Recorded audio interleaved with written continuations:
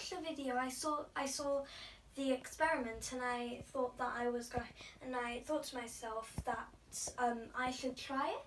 So I've got these 3 plastic bottles and I filled them up with some water, but not all the way to the top. So the lowest one makes the lowest sound.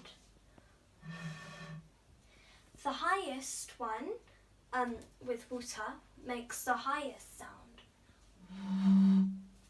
And then the middle one makes this sound. So if you put it all together, it makes like a sound of high to low notes, like this. Not that.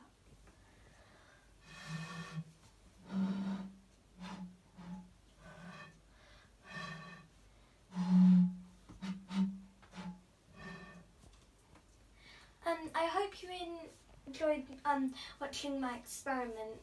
You can try if you like, miss. Thank you, bye.